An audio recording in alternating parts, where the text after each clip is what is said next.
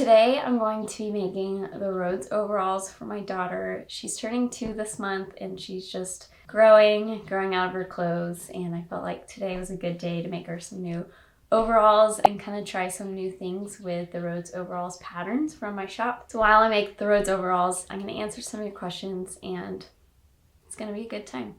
This like denim cream fabric, I really like the weight of it and the texture. So it's this denim, and to pair with it I'm going to do some stitching. I think with denim it's a really nice feature to do some top stitching. So I'm going to show you the thread I'm going to use. So I'm going to use this neutral color, kind of golden tan thread. The stitching is just going to be a nice little feature to the Rhodes overalls. This is how I store all of my patterns. I have different envelopes for different patterns. Okay, let's get started with the first question. How is creating every day going? I have missed a few days.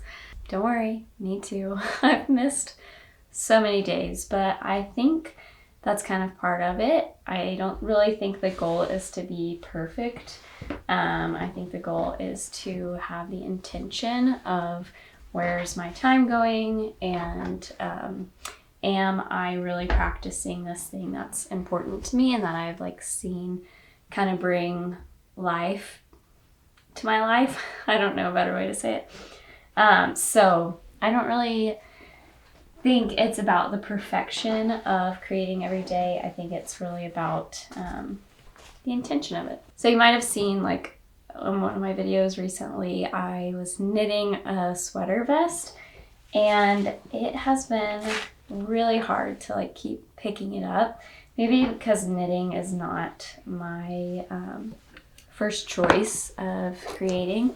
So it's a little harder to just kind of get in that headspace. So I think that's why having something that you can kind of turn to that is really, that you're well versed in, something that you really enjoy.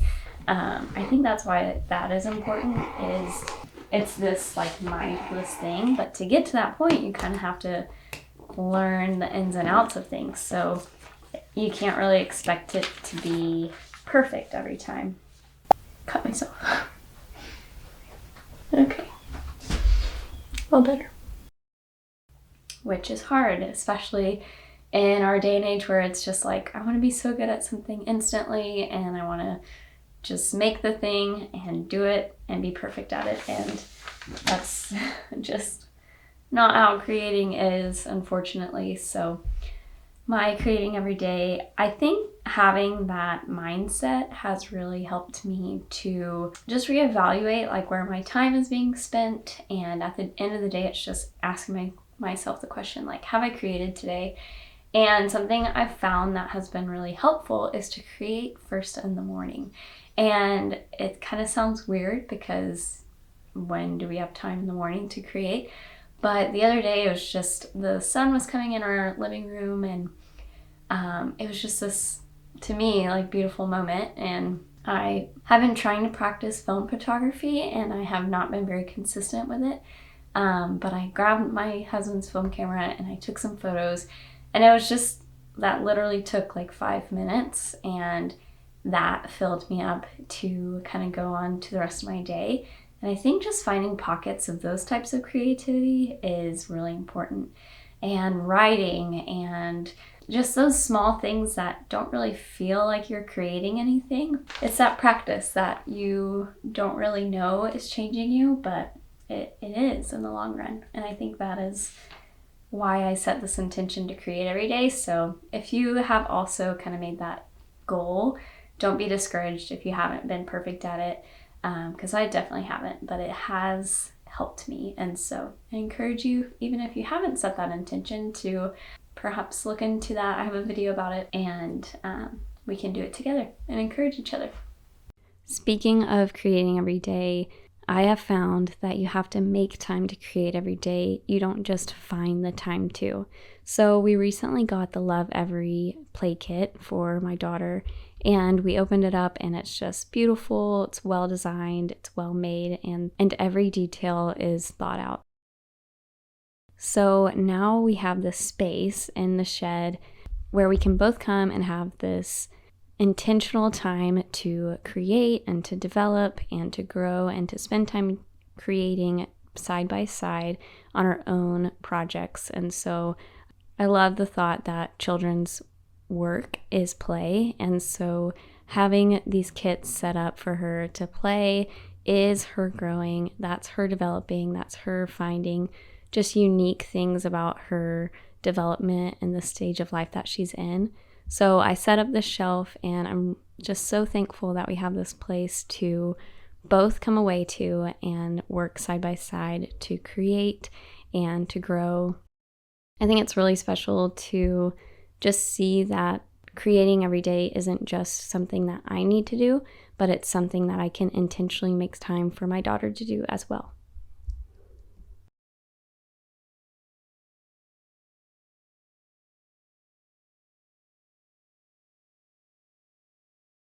I'm gonna sew a little bit more before I keep going. So I don't have enough fabric to fold this fabric and cut out the overalls, but I'm going to use this opportunity to kind of lean into that problem and create a new detail on my overalls. So I'm going to cut this, and there's going to be a back seam, but since this is denim and I'm going to have the seams exposed anyways, I think that this is a good opportunity to kind of create something new and kind of see how it turns out. So I'm going to cut this twice, and that is so that I can do a back seam, and I will seam it before moving forward. So I'm going to keep about an inch extra so I can add that seam. And I'm going to show you how to do a flat fell, some kind of seam. I'm going to write it here. I think this next question is really good. You asked, what do you personally pay per yard for fabric? And I think this is a great question because it's an easy assumption that creating and sewing your own clothes is cheaper. And it's not often the case, especially if you're buying 100% cotton or 100% linen, things that are going to last and kind of wear well and wash well. So I am willing to pay a little bit more for fabric that is going to be exactly what I want and fabric that's going to last me a long time. So linen is expensive. It can be even around $20 to $25 a yard. There are some resources where it's a little cheaper. You can look on Etsy, or I think it's called thefabricstore.com. I will try to link it if I can find it. There's avenues like that. You can do your research and find more inexpensive fabrics, but overall the nicer fabrics are a little bit more expensive, but that doesn't mean that big box stores, thrift stores, outlets, like you can find some really creative ways to get a lot of fabric for less money. And so I've found duvets. I currently have this linen duvet that I found at a Target outlet that we have here, and it was really inexpensive, and the amount of fabric, it's probably like 5 yards of linen, and I think I got it for $30, which is about $6 per yard, which is unheard of. So I think it's just finding those resources and thrifting, finding bed sheets, comforters. I love how people are repurposing quilting that has been damaged and can't be used in the home, so it can be worn because it can be cut and sewn together in ways that are repurposed and reused. So I love just the idea of kind of getting creative. But for me personally, if something is unique, something's the exact color that I love, because I'm kind of particular on colors, and the feeling, if it's soft, then I know it's going to wear well. If it's high quality where it's going to wash well and wear for a long time, then I know I'll spend a little bit more. but the return of that is I'm going to wear it more, it's going to last me long, it's going to it won't just take up space in my closet, it will be kind of taken into my wardrobe in a way that it is worn and well loved. So yeah, I spend a little bit more, anywhere from $5 to $25 a yard, but it's more rare that I spend $25 per yard. It has to be a special, it kind of has to check all those boxes. I think the key is to just work with what you have and don't let that stop you, because you can get really creative with finding great fabric for a good price. While I iron this, the third question, favorite fabrics and where to get them. So I did a full fabric video, how I shop for fabrics, where I find them, and all that stuff. That I'll link below. But I think fabrics are one of those things that will make or break your project. And it's easy to want to kind of get the fabrics that are lighter and maybe knit. And honestly, those are just more difficult to sew. So I think that's why it's just recommended to kind of stick with some woven, easier, not as flimsy fabrics when you're first starting out. And on the flip side, you don't want to start with fabric that's too thick. So with all the patterns that we have, there's a little fabric guide, and it'll kind of walk you through like how to choose the fabric. But my favorite fabrics are linen, and I get that from anywhere from Joann Fabrics to Blackbird Fabrics online. And there's also, like I mentioned earlier, a place called the Fabric Store, and they have great linen. So it's really just searching around. And so I have some resources about fabrics that I'll share below with links and everything. So if you've seen any fabric that I've used, I usually try to link it in a video. I try to find fabrics at smaller shops, especially in the US. I found some great ones. This Billy jacket I made out of a cotton jacquard, I don't know, a cotton quilt fabric from Merchant and Mills, and it came from Lake's Makery. It's a little shop in Michigan, I believe. And so the more you just kind of shop online, you get targeted for all these ads, and I'm kind of grateful for that because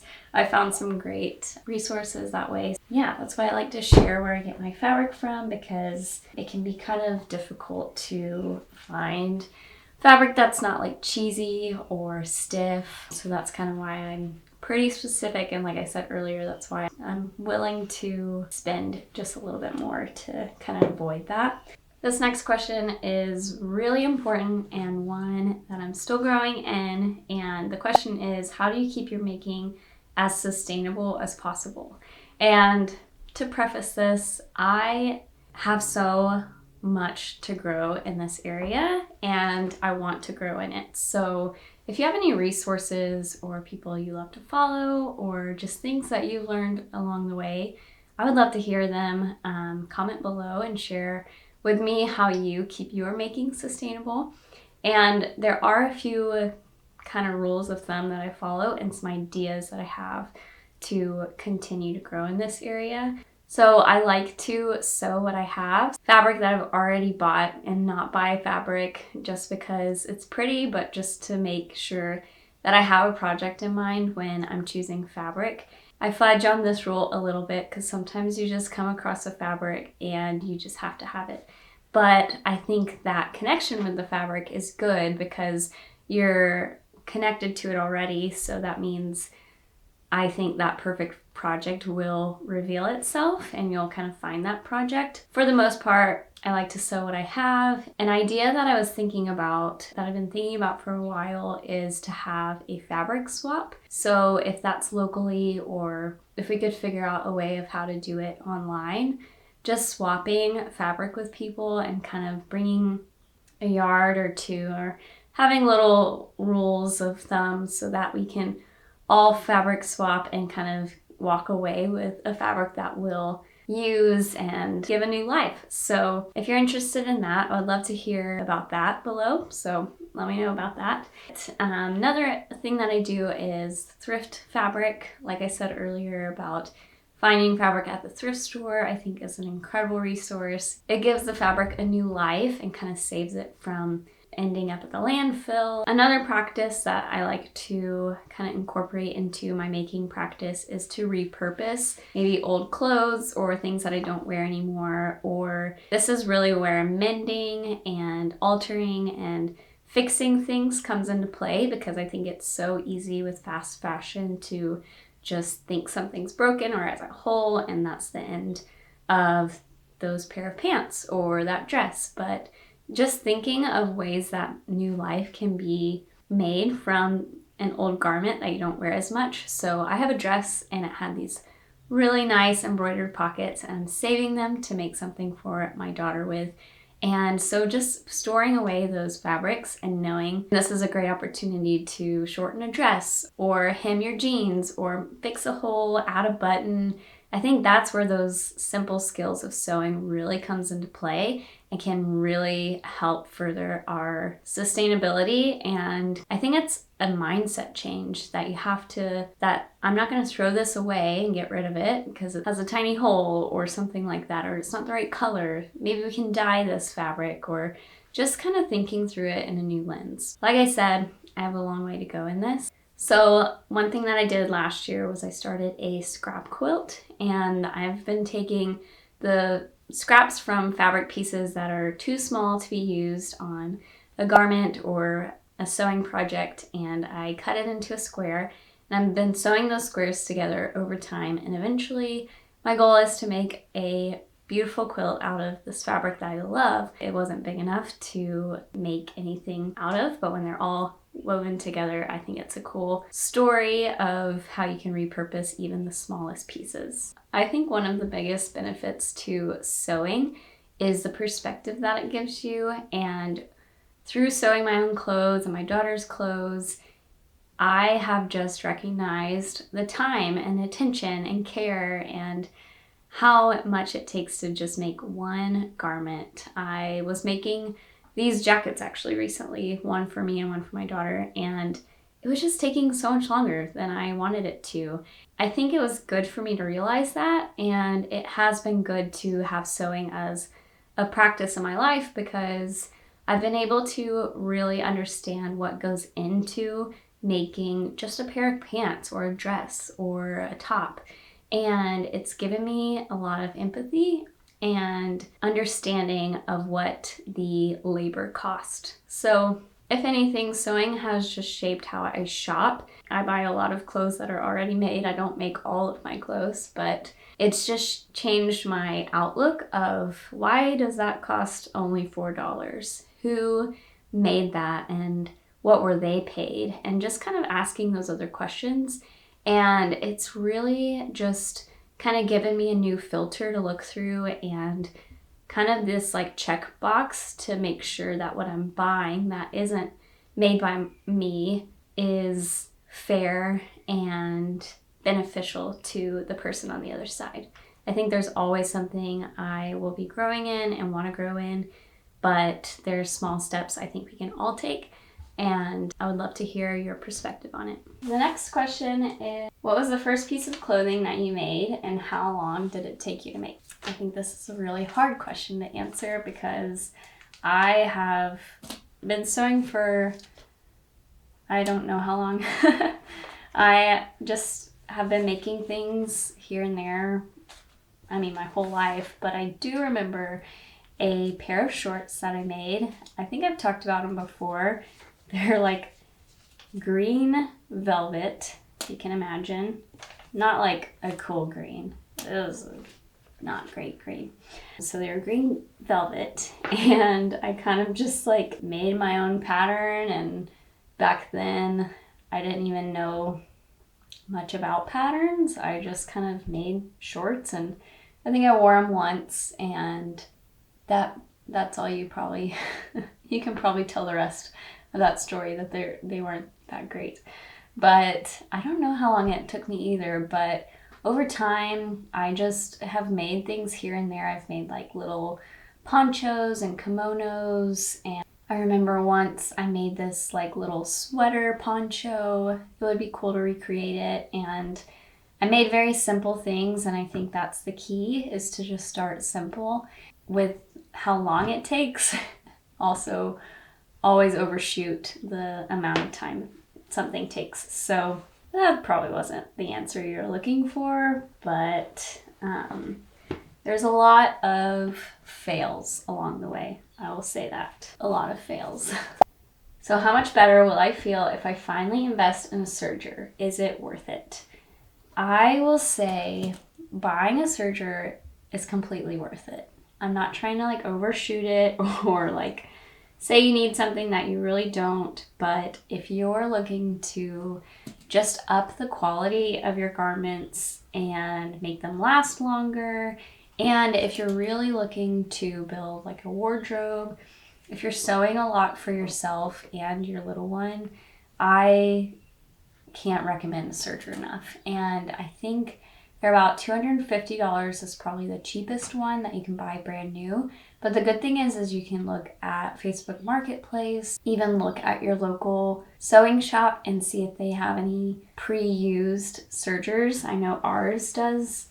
Our local shop has a lot of them, so you don't have to spend a ton of money, but I do think it is completely worth it. I got my serger last year as a gift, and it is so fun to use, for one, and two, it is just takes your clothes to another level. So our last question is, how do you let go of perfection when creating? And I think it's completely a mind thing. I think when I can only speak from my own perspective, but when I can see something's holding me back, it's this fear of not living up to maybe the end goal, or how I can see something coming together in my head. So I just put it off and I don't make any moves. And I think that can trap us for so long. It has for me. At the end of the day, it's not about the end goal. It's about the process and who you're becoming and what you're doing during the process. And so I think it's just taking that mindset shift of, this can't be perfect because I am learning and I am growing, and I can't expect myself or anyone else to be perfect at this. I think we have to give ourselves grace. Grace to be a beginner, grace to mess up, grace to use that seam ripper. And when perfection is kind of our goal, then we'll never hit it. So I think it's just saying, I'm gonna make it, I'm gonna do it, I'm gonna set aside these 30 minutes and I'm going to do my best. I'm going to take it slow. I'm going to take it one step at a time, and it won't be perfect. Kind of like toning down your expectations and just remembering what the process is and what it's really about. And yes, it's going to be fun to make a beautiful garment, but it might take time to get there. It can only get there if I push past that idealized vision of perfection that I have in my head. So I hope that helps.